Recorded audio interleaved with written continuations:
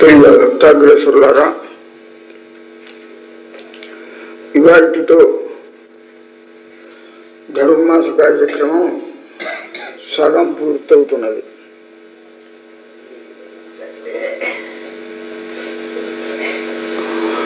ఆరవ పాసురం నుంచి ఇవాళ 15వ పాసురం వరకు వరసగా ఒక 10 మంది గోపికలను తాము ఆచరించేటువంటి వ్రతంలో ప్రధాన పాత్ర వహించేటటువంటి వాళ్ళని ఒక్కొక్కరిని వాళ్ళ ఇంటికి వెళ్ళి మేలు కొలుపుకొని వాళ్ళని కూడా కలుపుకొని తీసుకురావటం పూర్తవుతుంది.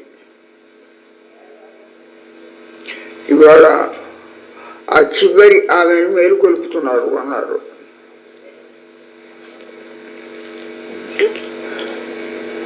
ఆమె మామూలుగా కాస్త సంగీత జ్ఞానం కూడా బాగా ఉన్నట్టున్నది. వెనకాల నిన్నటి పాసురంలో ఎవరినైతే మేలు కొలుపుతున్నారో ఆ పాసురంలో చివరకు ఉన్నటువంటి వాక్యం ఆ పక్కన ఇంట్లో ఉండేటువంటి ఇవి కూడా వినపడ్డది. వినపడుతుంటే దాన్ని ఈమె కూడా తన కంఠంతో తాను పాడుతూ మెల్లగా పాడుతూ, ఓహో వీళ్ళు వస్తున్నట్టున్నారు మనల్ని మేలుకొల్పటానికి లేపటానికి కోసం అని అనుకుంటోంది. వెనకటి పాసురంలో నిన్న ఏం చెప్పారు చివరికి అని అంటే, శంగుడు చక్కరం ఏందు తడక్కయ్యం పంగయ కన్నానై పాడ ఏలో రెంబావాయ్ అని నిన్నటి పాసురంలో చివరి వాక్యం. దాన్ని సంగీతం ప్రకారం వీళ్ళు పాడుకుంటూ వచ్చారన్నమాట. శంగోడు షట్కారమేందుందడ కయ్యం పంగయ కన్నానై పాడేలో రెంబావాయ్ అని పాడుకుంటూ వాళ్ళు వచ్చారు. ఆ పాటను విని ఈమె కూడా అట్లాగే పాడుతోంది లోపల. ఈ పాట పాడుకుంటూ వస్తున్నారు వీళ్ళు మన వాళ్ళు అని. అది గుర్తించి వాళ్ళు, ఓహో ఈమె మేలుకొనే ఉన్నట్టుంది, మనం చెప్పిన మాటనే మళ్ళీ ఆమె పాడుతోంది రికార్డులాగా అని అనుకొని, ఎల్లే ఇళంగిలియే ఇన్నం రంగుదియో అని ఇవాళ పాసురాన్ని ప్రారంభిస్తున్నారు అన్నమాట. ఆ పిలిచేవాళ్ళు ఈమెను మేలుకొల్పుతున్నారు. ఎల్లే ఇళంగిలియే, ఏమమ్మా ఇళంకిళి లేత చిలుక అంటే చిన్న చిలక పిల్ల అన్నమాట. మంచి వయస్సులో ఉన్నటువంటి ప్రౌఢమైన చిలక కాదు, చిన్న లేత చిలక. చిన్నతనంలోని చిలకను పట్టుకొచ్చి దాని పంజరంలో పెట్టి దానికి కావలసినటువంటి ఆహారాలన్నీ మంచి మంచి దాని మధ్యలో పోయిస్తుంటే, బాగా ఇస్తూ దానికి మంచి మాటలు నేర్పుతుంటే, మనం ఎట్లా అంటే అట్లా అంత మధురంగా అది కూడా మళ్ళీ స్పష్టంగా చెప్తుంటుంది కదా. మేం పాడుతున్నటువంటి పంగయ కన్నానై పాడ అనే పాటనే నువ్వు కూడా పాడుతున్నావు కాబట్టి నీ కంఠధ్వని వింటుంటే మాకు చిలక చెబుతుంటే చిలక ఎట్లా పాడుతుందో అట్లా పాడుతున్నట్టుగా మాకు అనిపిస్తోంది అని ఆమెను సంబోధిస్తున్నారు. ఇళంకిళి అంటే చిన్న చిలుక పిల్ల అన్నమాట. ఎల్లే ఇళంగిళియే, ఏమమ్మా బాలసుఖం చిన్న లేత చిన్న చిలక పిల్ల లాంటిదానా అని. ఇన్నం రంగుదియో, ఇంకా నిద్రపోతున్నావా అన్నారు. షిల్లన్నഴയേൽమిన్ நங்கைமீர் போதருகின்றேன் வெள்ளேயும் கட்டுரைகள் பண்டே உன் வாயறியும்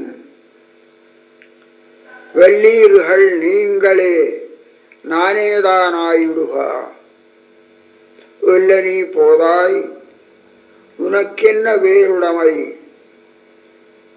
எல்லாரும் போந்தாரோ போந்தார் போந்தெண்ணிக்குள் வெள்ளானை கொன்னானை மாத்தாரை மாத்தழிக்க వెల్లాனை మాయనై పాడా ఏలో రంబావాయ్. ఇది పాశురం. ఈ పాశురం ఒక చమత్కారంతో కూడినటువంటి పాశురం. ఏమిటా చమత్కారం అనంటే సంభాషణ రూపంలో ఉన్నటువంటి మాటలను కలిపి కూర్చున్నటువంటి పాశురం. వీళ్ళొక మాట అంటున్నారు, ఆ అవతలి వ్యక్తి వ్యక్తి ఇంకో మాట అంటుంది, మళ్ళీ వీళ్ళొక మాట అంటున్నారు, మళ్ళీ ఆమె ఒక మాట అంటుంది. ఇట్లా పరస్పరంగా సంభాషణ రూపంలో సాగిన మాటలని వాక్యాలను కూర్చి ఈ పాశురాన్ని రచించారన్నమాట ఆండాళమ్మ గారు. సంభాషణ రూపంగా శ్లోకాలని పద్యాలని రచించడం అనేది అదొక చమత్కార విశేషం. ఎల్లే ఇళంగిడియే ఇన్నం రంగుదియో అని వీళ్ళు అన్నారు. ఇంకా నిద్రపోతున్నావుటమ్మా, చిలకలాగా బాగా అందంగా పాడుతున్నావు, మేము ఈ మాట అన్న తర్వాత నువ్వు పాడుతున్నావు, ఇంతవరకు నువ్వు నిద్రపోతున్నావు అన్నమాట. ఇన్నం రంగుదియో అని అనటంతో ఇక ఆమె వీళ్ళకి సమాధానం చెప్తోంది. షిల్లన్నరేల్మిన్ నంగై మీర్ పోదరు హిండ్రేన్. అమ్మా అమ్మలారా, ఓ పూజ్యులారా, షిల్లన్నరేల్మిన్ మీరు అంత కఠినంగా మనస్సు చివుక్కుమనేటట్టుగా పిలవకండి.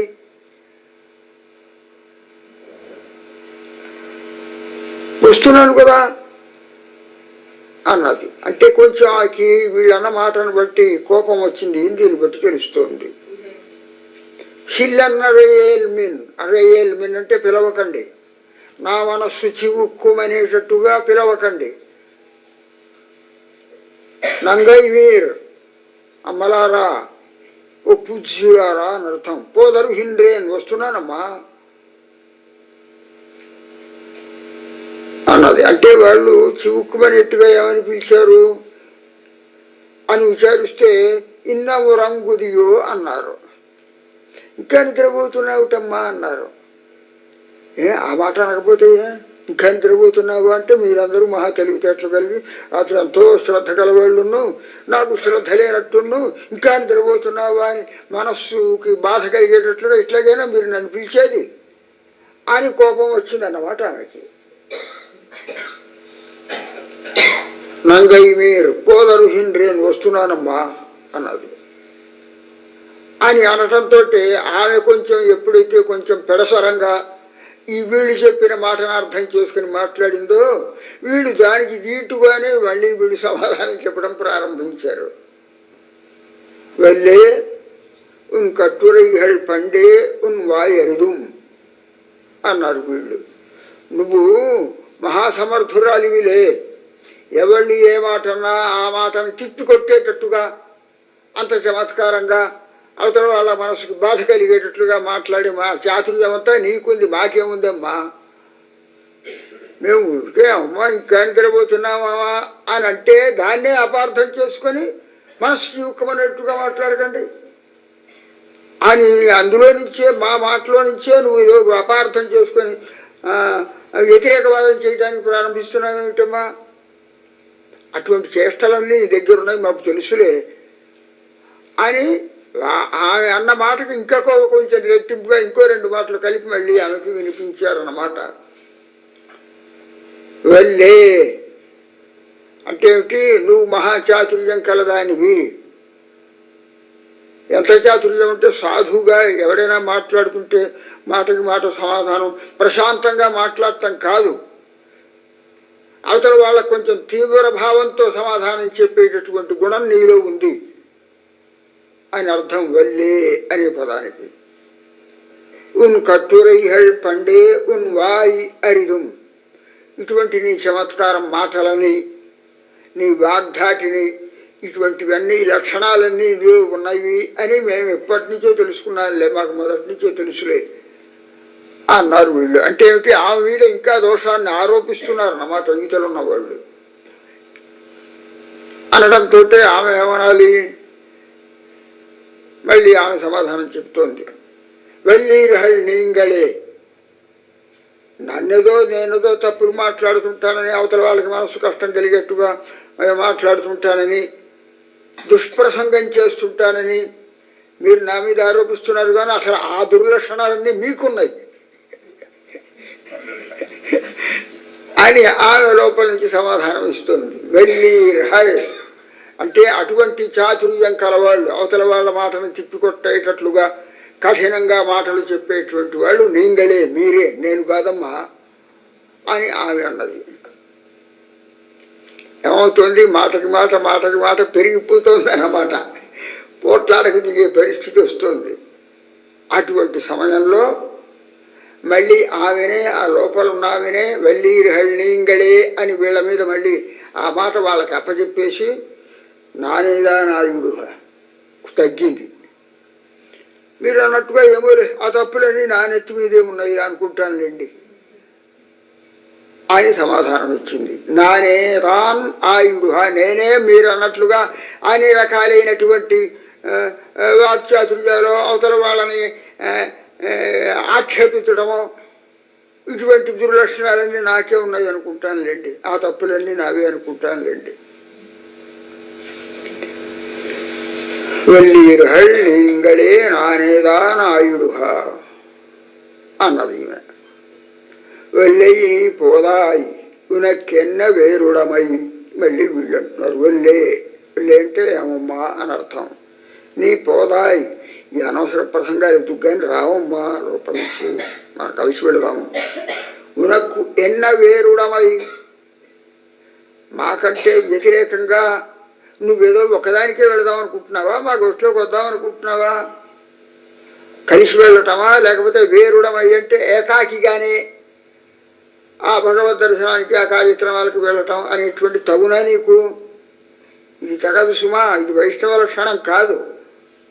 విడిగా స్వయం పాకం అంటారు దీన్ని. స్వయం పాకం అంటే మేము పెద్ద ఆచార్య పురుషులు అండి, గొప్పవాళ్ళమండి, మేము ఎక్కడ మంచి ఆచారాలు కలిగినటువంటి వైష్ణవుల ఇళ్ళకు కూడా వెళ్ళినప్పుడు కూడా మేము స్వయం పాకం అని మేము వేరేని వండుకుంటాం అనే లక్షణాలు ఉంటాయి కొందరికి, అహంకారం కలిగినటువంటి వాళ్ళకి. ఉనక్కెన్న వేరుడమై అంటే నీకు మాత్రం, నువ్వు మాత్రం మాలో కలవకుండా ఏమిటి విడిగా వద్దాం అనుకుంటున్నావా? విడిగానే నువ్వు కృష్ణుడి దగ్గరికి వెళ్ళి ఆయనతో ఏదో మాట్లాడి ఏం చేయాలంటే చెప్పండి, ఏం మాట్లాడుతున్నావు, మాతో మీకు అవసరం లేదనుకుంటున్నావా?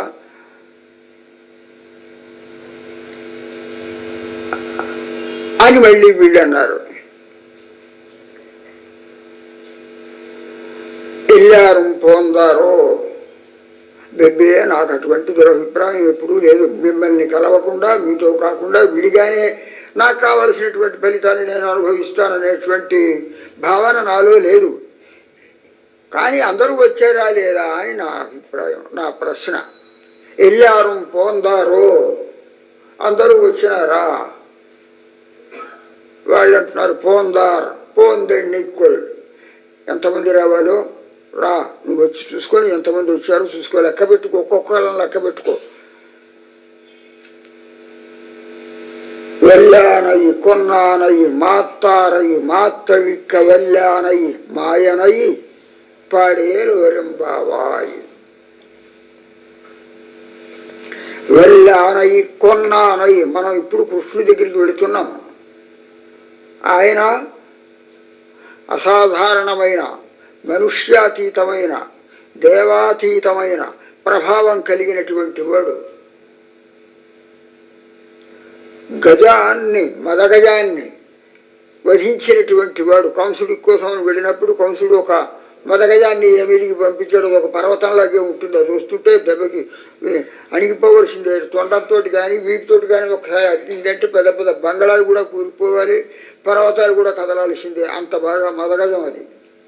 కువలయాపీడం అని దానికి పేరు.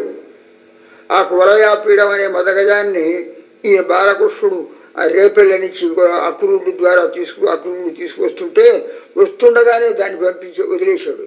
ఈయన మీదకి ఉసికొల్పాడు కంసుడు. అటువంటి బలిష్టమైనటువంటి కువలయాపీడం అనే గజమును కూడా కొన్నానై చంపినటువంటి వాడు, మాత్తారై మాత్తవిక్క వల్లానై కులయపీడం ఒకటే కాదు, ఇటువంటి శత్రువు అయినటువంటి వాడు, ద్వేషి అయినటువంటి వాడు వచ్చినా వాళ్ళందరినీ మట్టు పెట్టగలిగినటువంటి ప్రభావం కలిగినటువంటి వాడు, తాను మాత్రం ఏనాడు పరాజయాన్ని పొందేవాడు కాడు. మాత్తారై మాత్తవిక్క వల్లానై మాయనై ఆశ్చర్యకరమైనటువంటి స్వరూప స్వభావములు ప్రభావం కలిగినటువంటి వాడు. పాడ మాయనై పాడ ఏలో రెంబావాయ్ అటువంటి ఆయనను గురించి గానం చేస్తూ, ఆయన యొక్క నామాలను అనుసంధిస్తూ, ఆయన యొక్క నామ సంకీర్తనం చేస్తూ వెళదాన్ని రావుమ్మా, నువ్వు విడిగా ఉండడం బాగుండదు అని పాసురాన్ని పూర్తి చేశారన్నమాట. ఇది ఈ పాసురంలో ఉన్నటువంటి ప్రతిపదార్థం.